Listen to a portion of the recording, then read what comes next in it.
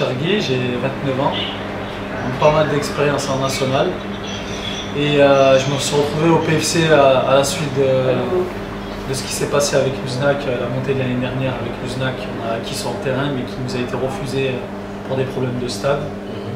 Donc le PFC avec son président et Alexandre Monnier sont rentrés en contact avec moi très régulièrement pour essayer de s'attacher à mes services pour atteindre l'objectif de monter. Ils ont vraiment insisté pour ma venue et après cette issue à l'USNAC, il fallait vraiment rebondir et vite. Et quand je regardais l'effectif du PFC, c'était vraiment l'équipe que j'avais envie de rejoindre. À l'âge de 13 ans, j'ai rejoint le centre de formation de Saint-Etienne avec un sport-études. Et voilà, donc un internat, sport-études. Donc j'ai franchi les étapes avec pas mal de très bons joueurs qui ont signé pro, qui ont des belles carrières maintenant. Loïc Perrin, Bafé Gomis, Mamadou Dabo, qui joue à Lyon aussi. 2 entraînements par jour presque tout le temps. Donc voilà, 13 ans, mon père, dès qu'il pouvait, venir me chercher le soir à l'entraînement pour m'éviter de prendre et le bus et le tram, le train et encore le bus. Ça faisait 4 transports le soir. Je rentrais à 21 h chez moi, j'étais mort. Ça faisait des bonnes journées pour un enfant de 13 ans, quoi. Et voilà, tu peux pas profiter de tes potes, rien du tout. Tu rentres, foot, tu manges, maison, devoirs.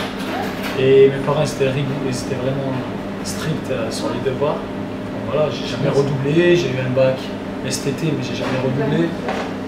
Et c'est vrai qu'au début, on était vraiment beaucoup, à moins de 13, et on s'est retrouvés à faire ce que j'ai fait. J'ai été le seul à signer pro. 9 ans, j'ai signé pro. Comme je disais tout à l'heure, grâce à Frédéric Antonetti qui me faisait vraiment confiance. Donc voilà, j'avais fini une grosse saison à 22 buts en CFA. Et derrière, je signe pro. Mais Frédéric Antonetti, il n'a pas été conservé cette année-là. Donc c'est Eli Bob qui est arrivé. Il ne me connaissait pas et c'est pas trop. Il n'avait pas besoin de moi concrètement, donc j'ai pas joué, j'ai pas eu la chance de jouer dans mon club de cœur, dans ma ville en plus natale. Donc j'en garde toujours un goût amer, malgré des bons souvenirs. Hein. J'ai joué contre Barcelone, Ronaldinho à l'époque. On a même gagné 2-1 chez nous à Geoffroy Guichard. Donc j'en garde quand même des bons souvenirs, mais j'aurais bien aimé avoir du temps de jeu en Ligue 1. Ça s'est pas fait. De la CFA, c'est vrai qu'il y a vraiment un palier. On ne peut pas prétendre direct à jouer en Ligue 1. Donc malheureusement, je me suis retrouvé directement en National, 3e division, avec Christian Saramagna qui m'avait appelé à l'époque. Donc c'était à 7, première saison en National où je crois que je mets 13 buts, un truc comme ça.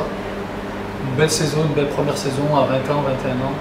Derrière, je m'engage avec, j'avais des petits clubs, des petites propositions en Ligue 2, mais je m'engage à Nîmes, qui était un national, avec un gros projet, un peu comme le PFC.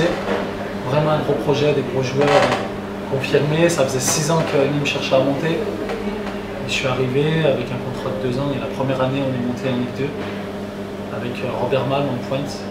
Derrière, je résilie mon contrat avec Cavalli, le coach. Cavalli, je résilie mon contrat parce que j'étais un peu en concurrence avec son fils. Ensuite, Nîmes, je me retrouve à cause d'un agent qui me fait résilier à Nîmes mon contrat. J'avais une 2e année en Ligue 2, mais il me fait résilier pour un autre club. Finalement, ça s'est tombé à l'eau. Je me retrouve sans club, 6 mois sans club. Donc là aussi, problème d'agent. Quand on est mal conseillé, voilà. Pendant 6 mois, tous les jours, je me levais, un ballon, autour de la piste d'athlétisme. Je faisais une vingtaine de tours de piste. Après, je prenais mon ballon et je frappais, je jonglais en mouvement, je frappais, je cherchais mon ballon, je revenais, je refrappais. Donc l'agent de Nîmes m'a laissé tomber. Un autre agent m'a contacté pour aller en Algérie.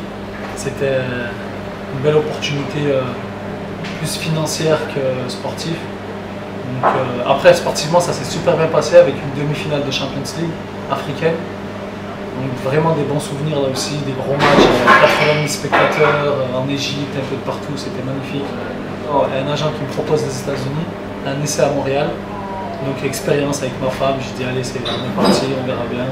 Championnat de 2e division, NASL aux États-Unis, super belle expérience, surtout pour la vie.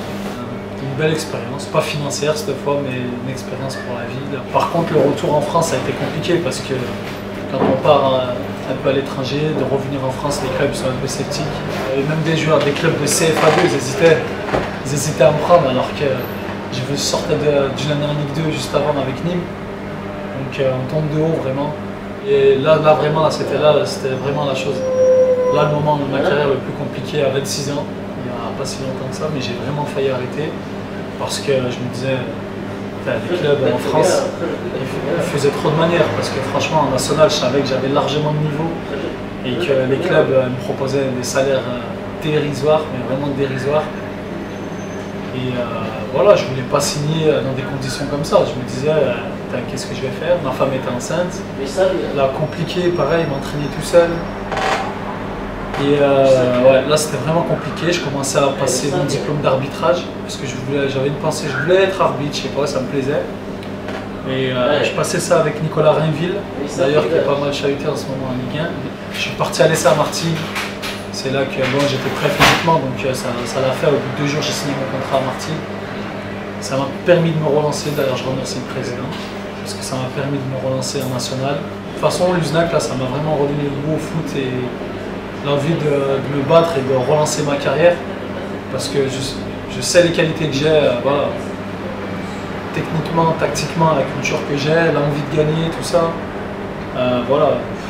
Parce que on a pu monter et faire des résultats mais magnifiques l'année dernière, enchaîner des 10-12 matchs sans défaite, alors qu'individuellement on n'était pas forcément meilleur que les autres, mais déjà on avait un bel esprit